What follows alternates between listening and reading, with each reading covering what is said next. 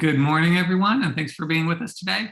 My name is Kenan Fikri. I am the Research Director at the Economic Innovation Group. We're a think tank and advocacy organization in Washington, D.C., dedicated towards issues of geographic inequality.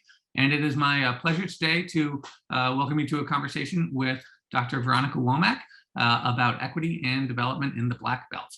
So Dr. Womack serves as the Executive Director of the Rural Studies Institute at Georgia College and Professor of Political Science and Public Administration there. She received her BA of Communications, MPA, and PhD in Political Science from the University of Alabama. So her research focuses on rural communities with a particular focus on the Southern Black Belt region. And she's a noted author and researcher, and her work has received support from the USDA, Robert Wood Johnson Foundation, and the Southern Economic Advancement Project. She's also the founder of blackfarmersnetwork.com, which is a website that highlights the legacy of African-American farmers in the Black Belt region of the South. And I will now kick it over to her for a bit of a presentation before we enter into a moderated discussion. So Veronica, take us away. Wonderful, thank you. Thank you, let me share my, I'll need someone to help me share my screen. So thank you so much for giving me the opportunity to speak with you today about my home and my focus of work, the Black Belt region. So let's talk a little bit about the Black Belt South. I grew up in Greenville, Alabama, which is a part of the Alabama Black Belt. And I now work in Baldwin County, which is part of the Georgia Black Belt. And so I'd like to start off with just why is the South so unique, and particularly the Black Belt South? So first, 55% of African Americans live in the Southern region, which makes it a very unique region demographically, because we are around 13% African American in this country. And so to have such a large concentration of African Americans within one geographic region speaks to the unique history that we find here. So if you look at the maps on the PowerPoint that I've shared with you today, the left map looks at the enslaved population in 1860, and the darker the county, the more enslaved people. And then if you look at the map on the right, which is from our last census, we see the same concentrations of African-American people in those same regions. So you look at the Mississippi Delta region through the Alabama Black Belt, all the way over to the eastern shores of Virginia. There's a large concentration of African-Americans living there even today. So a great percentage of our history within the United States has been within this Black Belt region. And so the history of African-American people in the US has been greatly influenced by what happens and has happened in this region. In addition, when we look at African-American migration, we see significant migration out of the Black Belt into the larger urban areas of our community. So even when we talk about urban communities and what's happening there or has happened, you can't really talk about that without talking about the Black Belt region. So the history of the country, the history of urban areas is the history of the Black Belt displaced. And so I think it's important that we have that context as we talk about this region.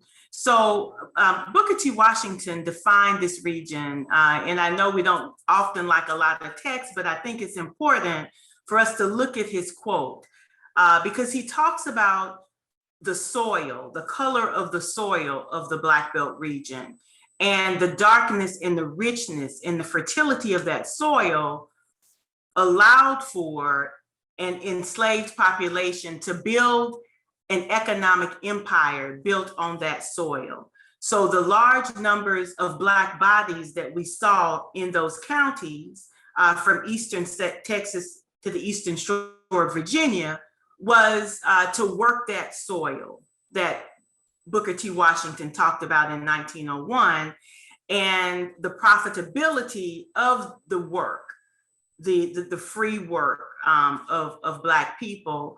And more recently, as he said, the political ramifications of having those Black bodies, majority within those counties where they had no real political power, economic power, socially stagnated.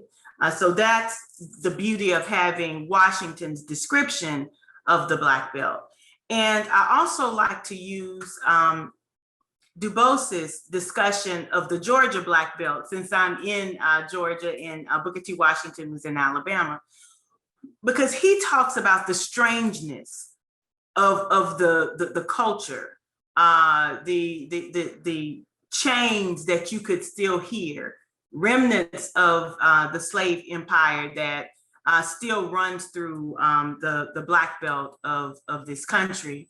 So before we get into some of the challenges that we still face today, I like to also talk about the assets, because often as social scientists, we get a lot of census data or demographic data that does not necessarily tell the whole story of the Black Belt. So I like to talk about the resilience and community focus of Black Belt people, that in spite of the history of this region and the complexity that they faced from the very beginning, they've built a very resilient approach to life. And so that's very, very important. The strong faith and family focus within Black Belt communities, the innovative ways in which we have survived and used the resources, the limited resources that we have been allowed to have, and made ways, as our elders say, out of no way. That the American identity is largely Southern identity and largely Black Belt identity. I think when we look at the politics that we have, even currently, we see remnants of the Black Belt in what is playing out before our eyes right now. We have immense natural resources, and the American foodways would not be American foodways without Black Belt foodways, right? The agricultural industry that is so still tied to the economy of this region. To this day, in many of our states, it's one of the more dominant industries that we still have. Black farming, one of the reasons that I love to highlight African-American farmers is because I don't think they get a lot of recognition in how they help to shape the social movements within the Black Belt region. You have to remember that within the Black Belt region, there was a lot of economic dependence.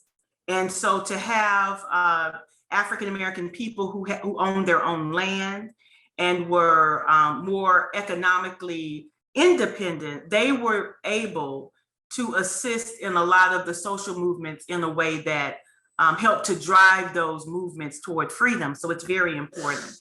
The art and the music of the Black Belt is the art and music of this country and the South. The agrarian traditions that we hold dear in this country. America was founded, our way of looking at the individual and the ruggedness, the American farmer played a big role in that, the agrarian traditions. And so a lot of that was started right here in the Black Belt. And then our approach to healing and medicine, our connection to natural resources to move health forward. So I just wanted to make sure that when we talk about the Black Belt, that we also had an all-encompassing discussion about this region and its place within our society. So when we look at the 21st century Black Belt, we still have that historically large African-American population.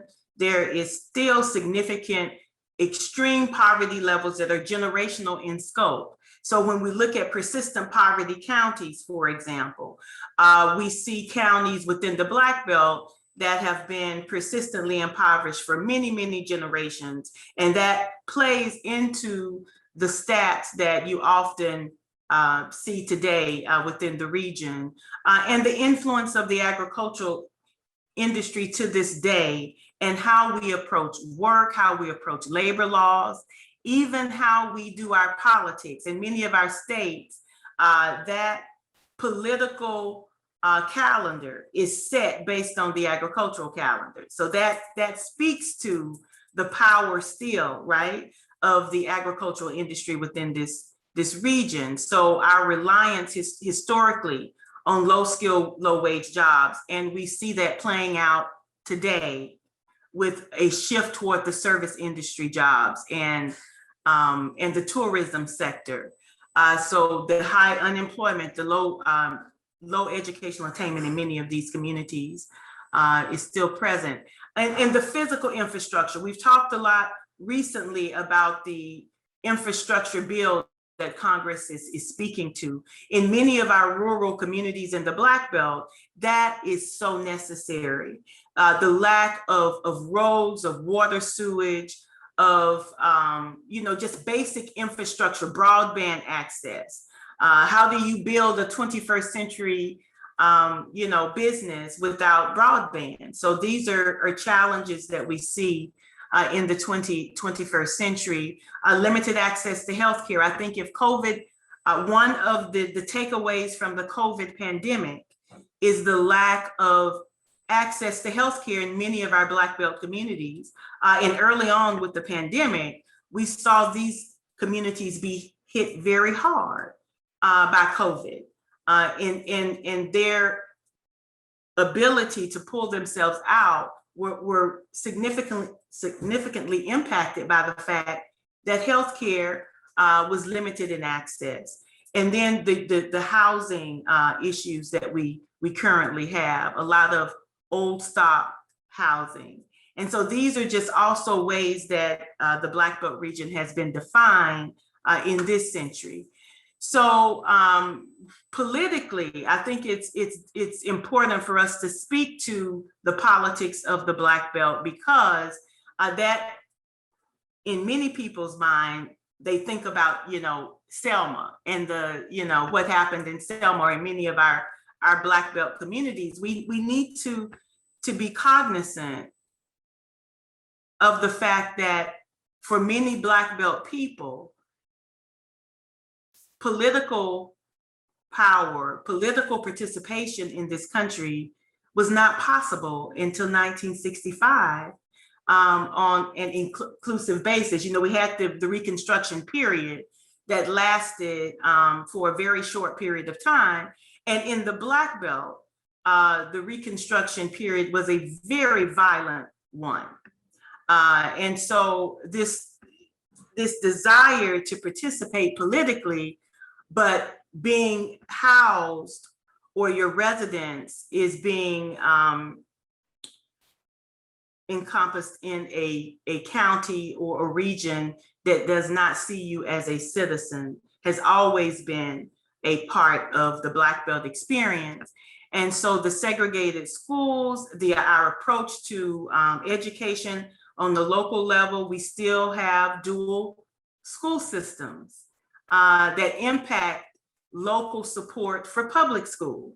So the remnants of the South, of the old South, and the old ways of doing and thinking, we can still see them in many places within the Black Belt region.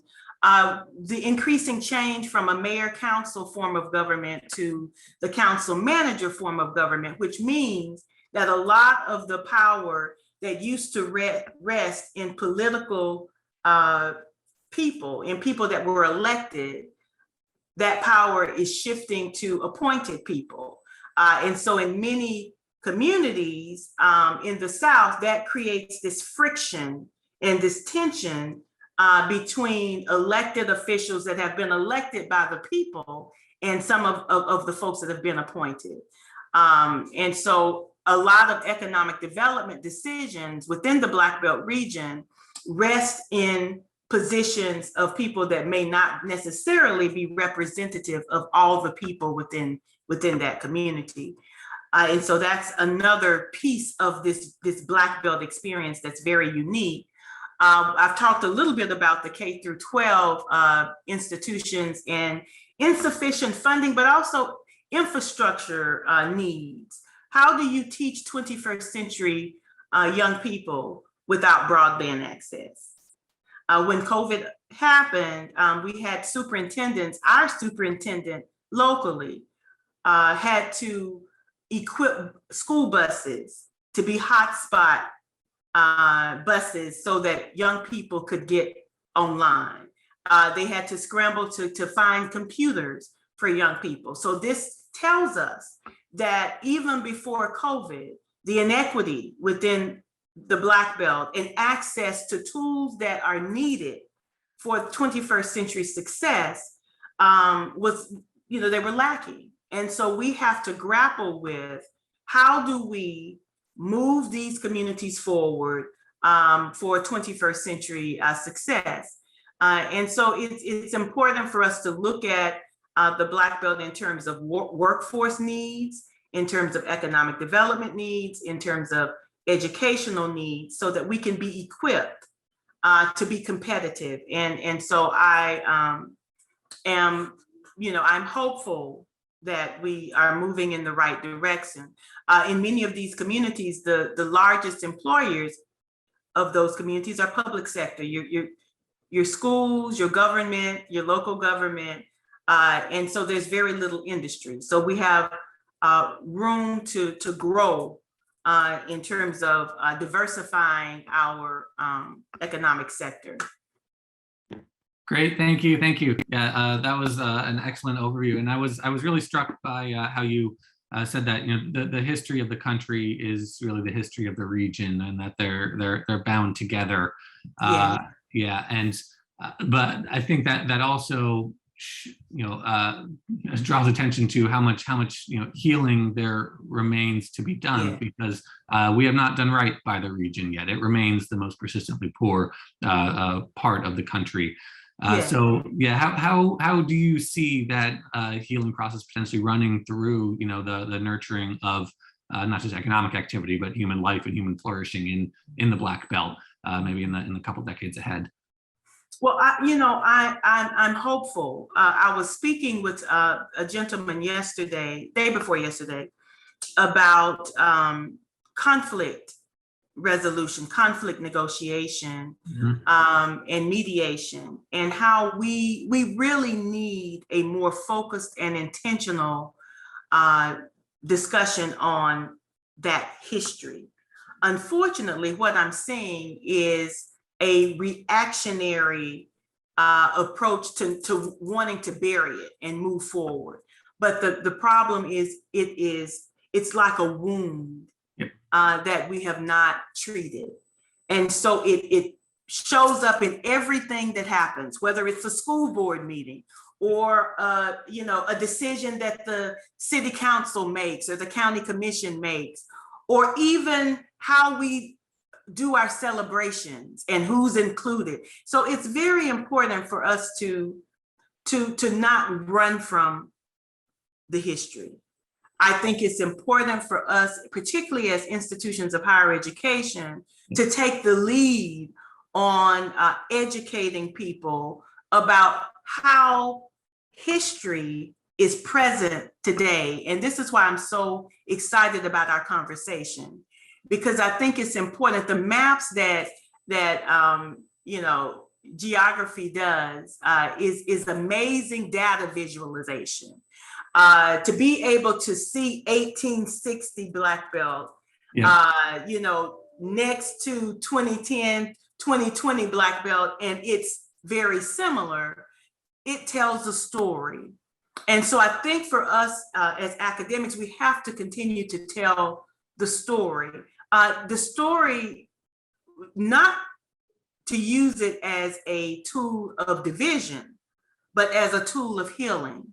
Because you can't move forward if you don't know why you're in the circumstance that you're in, and you're not willing to acknowledge how we got here. So when we look at those counties, until we're able to have a real conversation about us moving from an agricultural economy in the Black Belt to a manufacturing economy in the Black Belt, and here we have now many counties with people that do not have the educational or skill support to be able to tap into these 21st century jobs, then if you're reading data with low educational rates, then that's not the whole story. Yep. So if you're looking at schools where the performance of those students may not be what the national standard is, and the report only has the data without the fact that there's no broadband access, or the quality of the teachers within that school, or that the teachers have heavy loads. I have my sister works in an Appalachian school, which is another region with a very distinct, unique history. And the additional work that teachers in these kinds of regions have, the social dynamics that they're working with, and the added work is not factored into how we assess the schools or how we assess the students. And so I think we have to be honest with ourselves. And honesty is the best approach to dealing with what has happened in the Black Belt and what we see now, and the possibilities. Because if you have a region of people that, in spite of this extraordinary history, are still moving forward, then we can tap into that resilience, right? To do some amazing things. Yeah, absolutely. I mean, I think the symbolic threads that you're weaving are brilliant, right? It's also, it's not just the story of, you know, the country's original sin still living on and not being healed yet, but it's also resilience, it's bootstrapping, it is fighting for freedom and all that. Oh my gosh. Oh my gosh. Yeah. If we just look at the Black Belt from my perspective, of course, I will say I'm biased, is the American story. Mm-hmm. Yep. Of resilience, of making sure that in spite of all odds, you are successful, and that you continue, that you strive to do better every generation, no matter what the obstacles are. And then out of that comes this beautiful music, this beautiful art. I think about, I don't know if you've had the chance to look at the quilts of Gee's Bend from Wilcox County, Alabama. They've been in the High Museum and in museums all over the world. Beautiful quilts, artistry that was put together by scraps. Wow. And so, you know, I think that's a symbolic look at how Black Belt people have been able to survive and to shape the country in spite of the obstacos. Yeah. Yeah. But we still have a long way to go. Yes, we do. Absolutely. No. Yeah. The generation. For sure. But it's important as we look forward and, you know, envision that more equitable country and society and map in the United States by 2050. You can't just focus on the future. We have to know where we've been, where we are, and yeah, as the the Du Bois quote said, it's generational, right? You can feel the generations. Yeah, it's We can't walk away from that. You can't have most of your persistent poverty counties in this country since we started collecting the data. Mm-hmm. And they are just magically within one region. Yeah. And we have to ask ourselves, why, when we had we have several regions that are impoverished.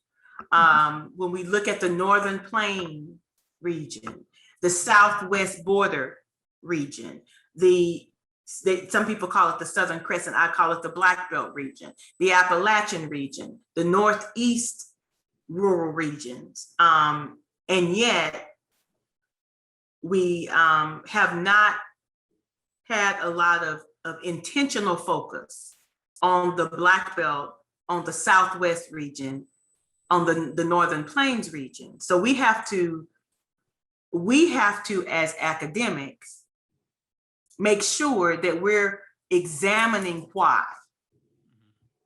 Why is it that, you know, we have so few champions in these regions to go forward and demand resources for those places. We do have the Delta Regional Authority for the Delta region that came out of a lot of work that,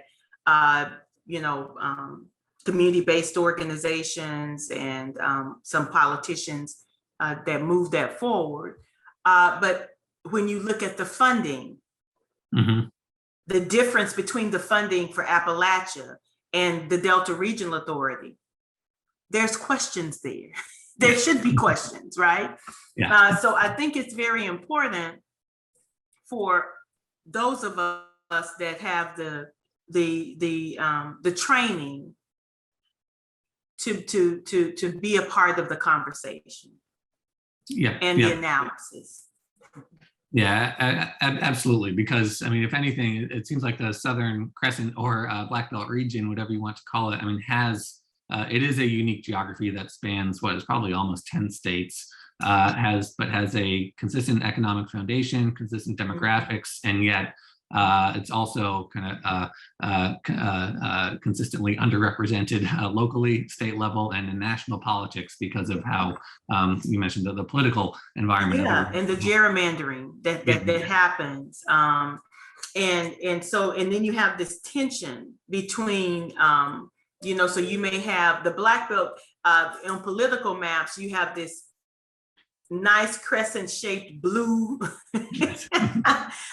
region within a red region. And so the politics is often conflictual, and the approach to economic and community development. Right now we have, for many, many decades, there have been support for a federal commission for the Black Belt to help to build the capacity. And so in the 2008 Farm Bill that was provided, we have not had funding for it, but we have had a commission, established. And President Biden, a couple of months ago, did move with putting a name forward for the federal co-chair. So hopefully we will be doing some great work once we get an intentional federal commission to do some work and investment down here. But we also need the philanthropic community. We can't do the work that needs to be done in the Black Belt. The focus is going to require both private and public investment. Mm-hmm. Yeah, I've been struck by statistics from, I think it's the National Center for Responsive Philanthropy that shows on a per capita basis, New York City gets about $1,400 in philanthropic donation per person living under the poverty line, but it's down in the teens for the Delta and Black Belt regions in Mississippi and Alabama. Very little philanthropic money, and it's very important that we get that. I think. One, it provides the autonomy that we need because it's not, that money is not connected politically to political agendas and political identity. And so to have philanthropic support, to have, private investment, we need corporations to think about how they may be able to help build the region as well. And so I think the more we talk about the Black Belt, we talk about the possibilities and how it impacts urban places. I think that's something that is very important because we now are about, not only are we, when we look demographically at our society, we see an aging of the society where we have, large populations of baby boomers now. And so many of these communities have very few young people because the young people have to leave and go other places to find work. And so this is going to create significant struggles for elder care within these communities. And so, but I see hope with the growing remote positions. So if we have infrastructure in the Black Belt where young people could still be employed and be employed anywhere in the world, and yet be able to stay in their community. Now we're talking about building those communities, and also other people who may not have grown up in this region. I talked a little bit about the natural amenities. You can't find a place more beautiful. We have lakes, Yeah. you know, we have coastal property, we have anything you can think of, wide open space, green, whatever you want to do here. We have it. And if we had opportunities for people to be able to live here and work other places, I think we'd be on the right track. Yeah, I think so. It's about, it's about investing in and building just the enabling conditions in some Yes. extent for economic development to take place. And that, Yes. that helps weave a region Yes. or any locality back into, or more firmly into the fabric of the country and the economy. And a lot can happen from there. Most definitely, most definitely. And as I was saying about our approach to economic development, the traditional economic development model has not been as successful in the Black Belt community for many reasons. I often get a lot of pushback for that opinion. But if you have a community that is very hierarchically structured for centuries, yeah, and all of the movement in economic development is in positions that are appointed, that are in some ways disconnected from the accountability of the people of the community, then it's difficult for that to be an inclusive process. And so we have to expand the players in economic development within the Black Belt region. That's very important. We have to build the capacity of community-based organizations so that not all development is happening within a particular economic development bubble. So when you look in urban areas, you have organizations, you have community-based organizations over here doing development. You have, community financial institutions that play a role. You have a lot of credit, you have a whole mix. But in many of the Black Belt communities, that's not necessarily the case. And so there's not a lot of ways that you can leverage accountability on how your community is being developed. And so I think we need to expand our definition of what economic development is in the Black Belt to include leadership development, right? We have many of our political officials are part-time people. Many of our chamber people, if we have them, are part-time people. So if your community is impoverished, typically you don't have resources for professional development, and the things that are necessary to get plugged into networks that can assist.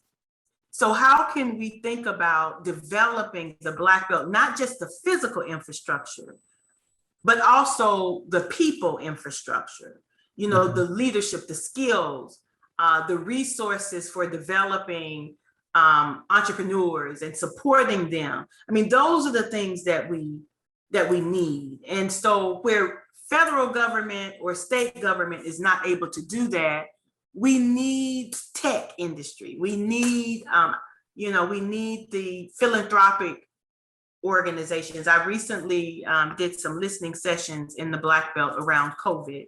And that was a partnership with John Hopkins and Emory had some work that they're creating messages. And so they wanted the rural voice, the Black Belt voice. And I came away from that process realizing the power of social media in the Black Belt that I had overlooked.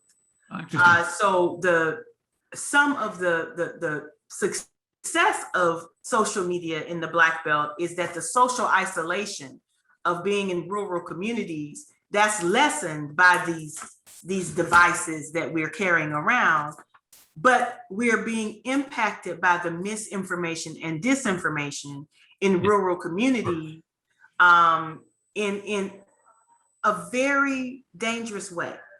And so I'm also looking to tech companies who are impacting the Black Belt socially, the social fabric of the Black Belt, to also invest and support.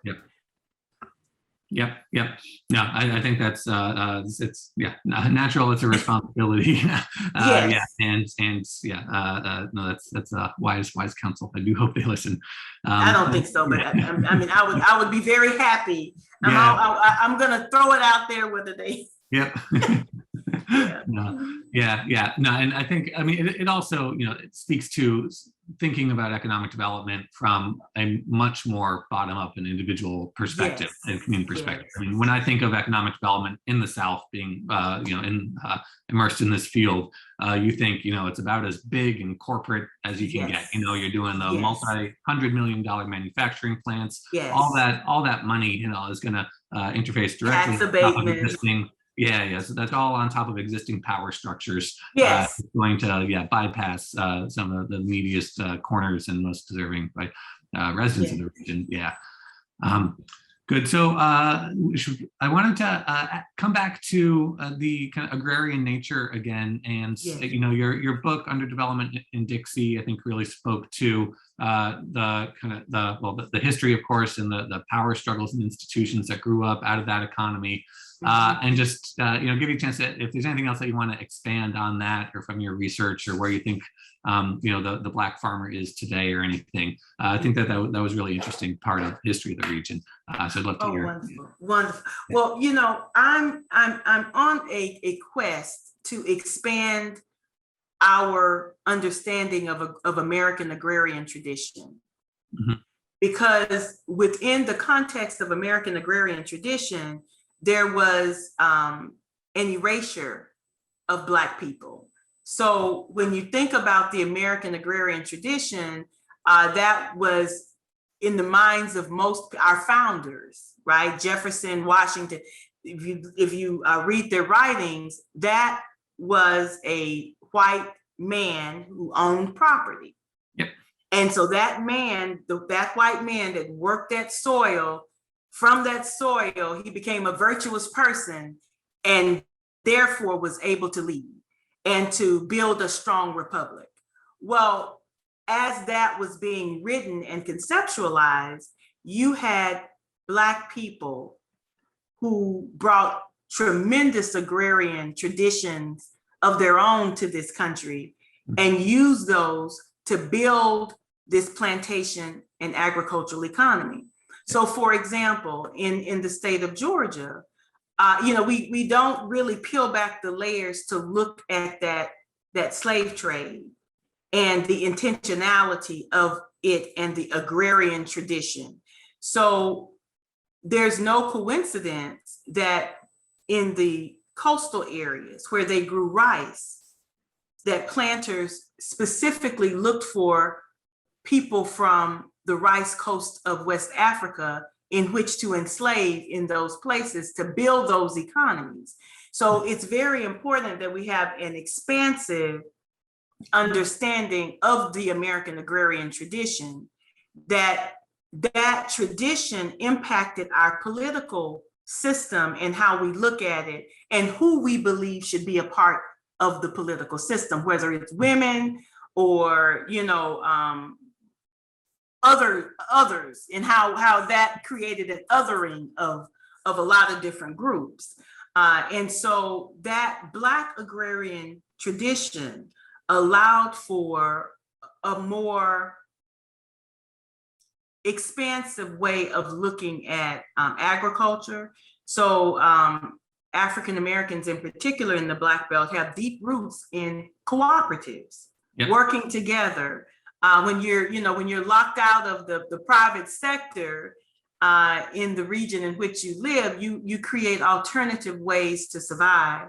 And so there's deep roots in cooperative economics within our region that was also connected with our political regions. But you can't talk about Black farmers without talking about the Federation of Southern Cooperatives, for example, and the Southwest Georgia Project with Shirley Sherrod, because these were agrarian entities that helped to fuel a political movement. Yep. And so we can't, within the Black Belt region, there's this interconnectedness of American tradition, African American experience, and the connection between the plantation and agricultural economy and the political system. Yeah. And so if I could ask people to take away anything from the book, it was an attempt to really ensure that people understood the connection between the history of the Black Belt and what they're seeing today. So within the African American farmer experience, recently we have began to talk more about the discrimination that occurred. Yep. That have forced the numbers of African American farmers to be a very small percentage of American farmers. And on the surface, we may be talking about Black farmers, but when you talk about Black farmers, you're talking about political history and present. You're talking about generational wealth. Because in the South, if it's a plantation agricultural economy, land is the most important asset. And so if African American farmers are being discriminated against and they're losing their land, that's impactful to many generations and the wealth they are able to accumulate. Yep. So, we have a discussion now about African American debt relief and what that needs to look like. But you can't have a 21st century discussion on African American farmer debt relief without understanding how that debt relief is connected to the history of this region and the experiences of African American people. I'm working on a USDA funded project now, which is the Black Farmers Network. Black Farmers Network is a dissemination of some of the research that's being done. But my partner and I, Candice Dantes and Kimberly Moore, we've been doing some research on the communities of some of the farmers that we're presenting. And in every one of those communities, we're finding where Black farmers were lynched in those communities. Yep. And so the violence that was necessary to keep this hierarchically structured socioeconomic and political system at the local level in the Black Belt is still impactful today. And I think that it's in the memory of people. And so when I talked earlier about the need for reconciliation and truth, when we look at other places around the world that have had these very difficult histories and this living memory, there have been attempts to speak truth about what happened and reconcile it so that they can move forward. And those were not pleasant experiences, right?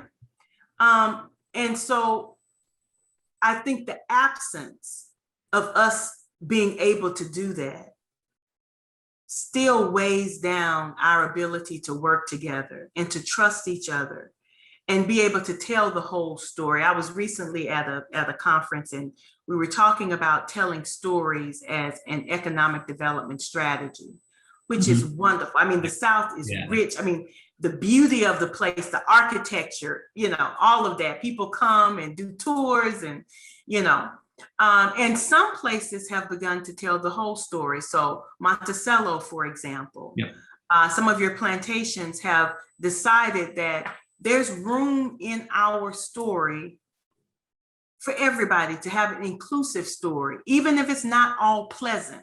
because it was not all pleasant. And so you can't draw people to a story that's not authentic and true. You know, and so I'm hopeful that moving forward, we'll be able to do a better job of acknowledgement. And I think sometimes people think, well, to tell that story that's not pleasant, I'll be blamed. No, that's not, you know, none of us in many of these places, when some of these things happened, were there. So we can't take blame for something we didn't do, but we can take blame for continuing the legacy of exclusion, right?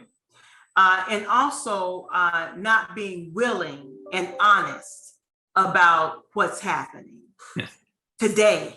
Yes. Yes. I think the country's ready for that moment and that conversation.